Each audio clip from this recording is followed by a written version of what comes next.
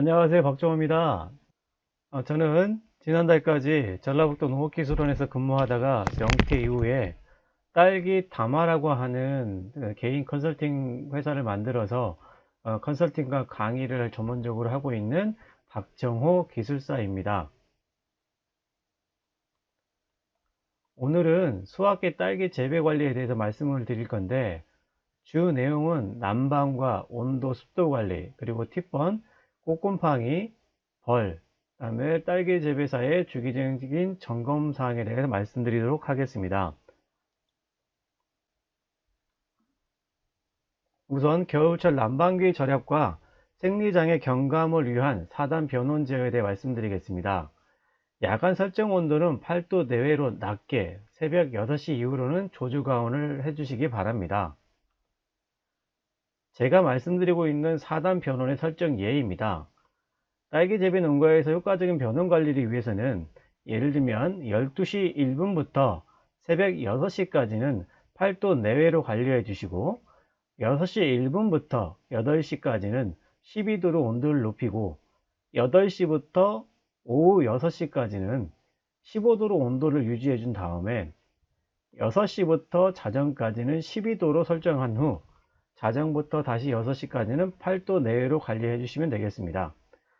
겨울철에 적극적인 난방은 온도를 높여 습도를 조절하기 위한 방법으로 활용해 주시고, 자정 이후 야간 온도를 낮게 설정한 이유는 낙엽보온 커튼을 설치한 농가의 야간 습도가 낮아지는 것을 예방하고, 꽃받침 마른 증상 및 티번 현상을 예방하기 위해서입니다. 야간 8도 내외 관리로 난방비가 절감되는데, 8도 또는 7도 정도를 설정하게 되면 난방기는 플러스 2도, 그 다음에 마이너스 2도 정도가 돼야, 예를 들면 설정 온도를 8도 놓게 되면 10도까지 동작하다가 난방기는 10도가 돼야 동작을 멈추고, 다시 온도가 떨어지기 시작해서 6도 정도가 됐을 때 다시 난방기가 가동이 되기 때문에, 이런 온도 편차를 고려했을 때 8도 내지는 7도 정도로 관리해 주시는 것을 당부드리는 겁니다.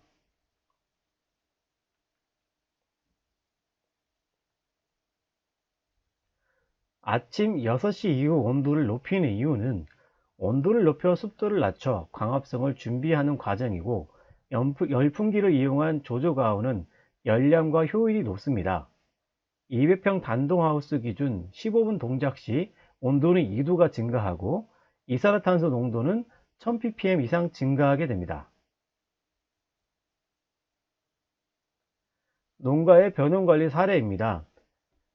12도, 10도, 8도, 12도로, 예를 들면 일몰 직후에 12도로 유지하다가 10시 정도까지 10도, 10시부터 자정까지는 8도, 자정부터 새벽 6시까지는 8도를 잡은 다음에 다시 6시부터는 12도를 잡은 농가인데요.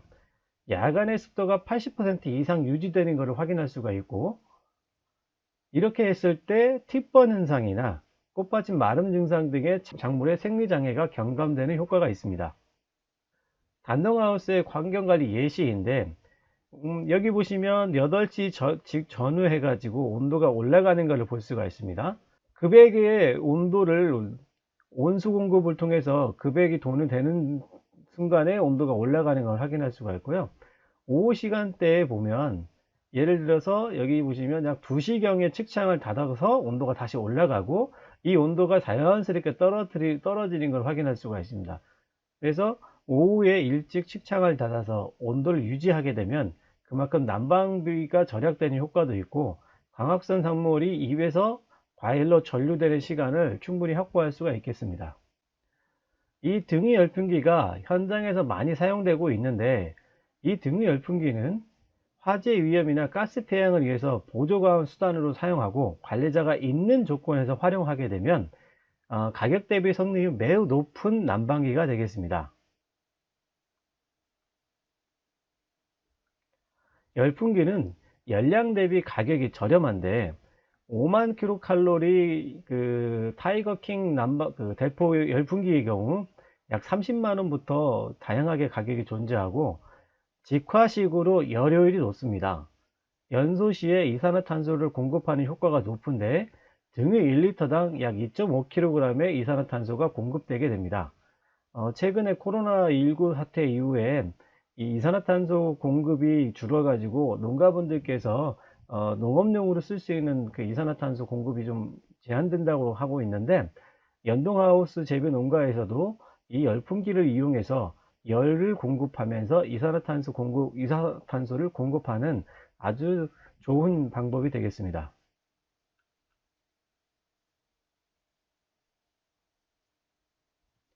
열풍기의 단점입니다.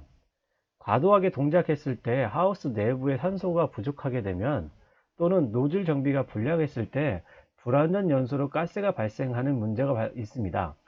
열이 고르게 퍼지지 않기 때문에 이 열풍기가 동작할 때 환풍기를 다시 동시에 동작하는 필요가 있고, 어, 열을 직접 받는 부분에 그 발화성 물질이 있을 경우 화재가 발생할 수 위험이 높습니다. 열풍기는 하우스 온도 유지를 위한 중난방 수단이 아닌, 짧은 시간 온도를 올려 습도를 조절하고 이산화탄소를 공급하는 목적으로 보조 가공 수단으로 사용해 주셨으면 좋겠습니다. 열풍기 과열 차단 스위치를 이용해서 4단 변호를 하는 예를 들어주는 건데요. 이 농가는 이 사진에서 보시는 이 열풍기를 밖으로 빼가지고 여름철 동안 보관을 해놨는데, 토경 농가에서 하우스 내부에 열 소독을 할 때 열풍기가 그 고온에서 그 고장 나는 것을 예방하기 위해서 하우스 밖으로 빼가지고 이렇게 보관을 한 거고요.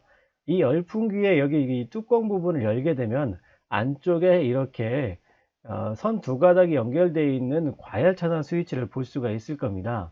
이 과열 차단 스위치 선의 한 선을 단락을 시켜서 이 4단 변원 저열기하고 연결하게 되면 4단 변호를 쉽게 할 수가 있고요.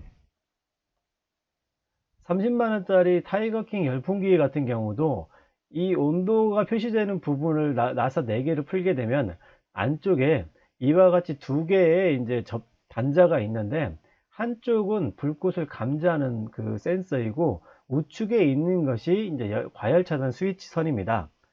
그래서 이 과열 차단 스위치 선을 제가 여기 보여드리고 있는 4단 변원 제어기의 참고자료 링크를 나중에 카메라로 찍어서 QR코드를 보게 되면 저희 공방에서 만들어 가지고 한 대로 관리동에서 4대의 열풍기를 제어할 수 있도록 만든 그 4단 변원 장치인데, 이거를 활용하는 방법을 제가 블로그에 올려드린 내용이 있어서 혹시 참고하실 분들은 QR코드를 찍어 가지고 참고해 주시면 좋을 것 같습니다.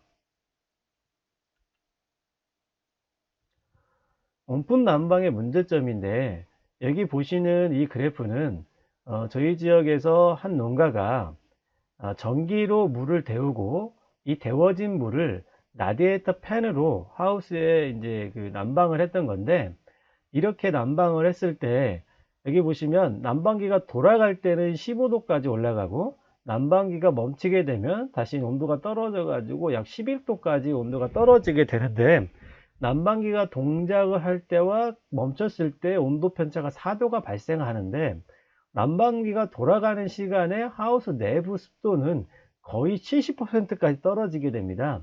그래서 이 평균 습도가 80% 밑으로 내려가게 되면 하우스가 건조해진 것 때문에 꽃받침 마른 증상이 심하게 발생했고, 이 농가가 이것 때문에 많은 스트레스를 받다가 제가 이 그래프를 보여드리면서 하우스 온도 편차가 너무 큰 것 때문에 꽃받침 마른 증상이 많이 발생하는 것 같다라는 말씀을 드렸더니, 농가분께서 이렇게 사용하고 있던 라디에이터 팬을 다 이제 제거하시면서 여기 보여드리고 있는 방법으로 난방 방법을 바꾸셨습니다.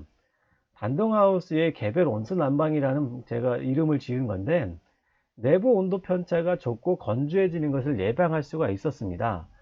여기에 설치되어 있는 그 가정용 온수 보일러는 35,000kcal의 그 보일러인데, 여기 보시면 이제 순환 모터가 달려 있고, 물을 이제 보일러에서 데워진 물을 이 순환 펌프가 돌리는데, 이 순환 펌프에 이제 연결되어 있는 이 스테인리스 주름관이 25mm짜리 주름관입니다. 이 주름관을 두 번을 왕복시켜서 네 줄이 설치가 되고, 좀 더 추운 곳에서는 3회 왕복을 해서 6줄 정도가 설치되면 좋은데, 설치 비용은 보일러 금액이 55만원, 주름관 25mm 짜리가 대략 한 150만원, 온수순환 모터가 한 10만원, 그 다음에 인건비 등으로 해가지고 한 250만원 내외가 투자가 되는데, 하우스 내부의 온도 편차가 적어서 너무나 이제 건조해지는 것을 예방할 수가 있었습니다. 다만 이 가정용 보일러의 온도 조절기가 온도하고 습도 편차가 심한 하우스 내부에 있을 경우에 고장나기가 쉽고, 최저 온도를 10도 이하로 못 내립니다. 그래서 이 가정용 보일러의 이제 이 보일러 설정은 온돌 모드나 온수 모드로 두게 되고, 지금은 이제 온돌 모드로 설정할 수 있게 배관이 연결된 건데, 이 온도 조절기를 하우스 밖으로 뺀 다음에 4단 변원 제어기를 이 모터를 순환하는 방법으로 연결하게 되면, 이 가정용 보일러 같은 경우도 4단 변원에 의해서 제어가 가능한 부분이 있겠습니다. 우리가 온수 난방에서 온수관 온도의 설정 예인데, 이거는 국내에 이제 논산에서 이제 유리온실에다가 그 딸기를 재배하는 곳에서 올라온 동영상에서 캡처한 내용인데, 하우스의 외부 온도가 영하 12도일 때 하우스 내부의 온도는 6에서 7도를 유지하려고 하는 겁니다. 그러면 이 보일러에서 나온 그 따뜻한 물이 들어가는 곳의 온도는 25도를 잡고, 한번 돌아서 나오는 물의 온도는 22도를 설정하는 겁니다. 하우스 외부의 온도가 영하 10도일 때도 보일러에서 나오는 물은 22도, 돌아서 나오는 물은 19도인데, 온수 온도를 내부 설정 온도보다 20도를 넘지 않도록 관리하는 이유는, 온수의 온도가 너무 뜨겁게 되면 공간 온도하고 차이가 많이 발생하고 이 하우스가 건조해지는 문제가 있기 때문에 이 설정 온도보다 20도 이상으로 올리지 않으려고 하는 겁니다. 이렇게 할 수 있는 이유는 보일러의 용량이 충분하고, 이 온수가 순환하는 난방관의 길이가 충분하거나 난방관의 숫자가 충분하기 때문에 낮은 온도로도 이 하우스 내부의 설정 온도를 유지할 수 있기 때문입니다. 1월 중 일평균 온도를 14도 이상으로 관리해야 1년의 딸기 수확량이 증가하는 것을 제가 이제 확인한 건데요. 1월 중에 이 새농가가 보면, 여기 1월 20일부터 예를 들면 3월 20일까지 온도 관리를 확인한 겁니다. 근데 이 중에서 1월 달에 14도 이상 관리했던 이 B 농가는 1년에 200평 환산했을 때 약 4톤의 수확을 했고, 이 회색으로 관리한 농가가 3.75톤을 수확했고, 가장 낮게 관리했던 농가가 3.5톤을 수확했습니다. 이 세 농가의 생산량에서의 킬로그램당 단가를 7,000원으로 잡았을 때 1월 중 14도 이상으로 일평균 온도를 관리했던 농가가 그렇지 못한 A 농가보다 약 350만원 정도의 수확을 더 얻었는데, 이렇게 일평균 온도를 높이는 방법이 두 가지가 있습니다. 돈을 아끼면서 온도를 잡는 방법은 낮 동안 온도를 높게 유지하고 오후에 측장을 일찍 닫는 방법입니다. 오후에 측장을 닫고 열풍기를 15분 정도 동작을 한다 그러면, 예를 들면 오후 3시에 하우스를 닫아도 온도가 뭐 20도 내외라고 하면 15분 정도를 동작시키면 하우스 온도는 2도가 올라가지만, 이산화탄소 농도는 열어뒀다 닫았기 때문에 400ppm 정도였던 것이 15분 정도 동작을 시키면 1000ppm까지 올라가면서 해가 있는 동안 약 2시간 반 정도의 광합성량이 증가되는 효과가 있습니다.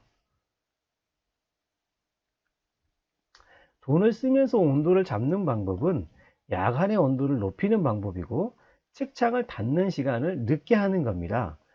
일부 강사분들이 오후에 측창을 늦게 닫아서 외부 온도만큼 온도를 떨어뜨려야 광합성된 탄수화물이 과일로 전류된다고 얘기를 하는데, 그렇게 하는 경우는 오후의 온도가 높아지고 땅 하우스 내부가 햇볕을 받아 가지고 지면에 열이 많이 받아 있을 때, 예를 들면 뭐 5월달 정도 됐을 때 하우스를 일찍 닫았을 때는 오후 늦게까지 온도가 높아지면서 호흡량이 증가되는 문제가 있을 수 있는 건데, 이런 경우는 하우스를 내려서 충분히 식은 다음에 닫아야 되지만, 겨울철에 하우스를 늦게 닫게 되면 떨어진 온도를 다시 올리기 위해서 기름을 더 많이 떼야 되고, 온도 편차가 심한 것 때문에 오히려 광합성된 산물이 입에서 뿌리를 거쳐 과일로 전류될 수 있는 그런 시간을 주지 못하고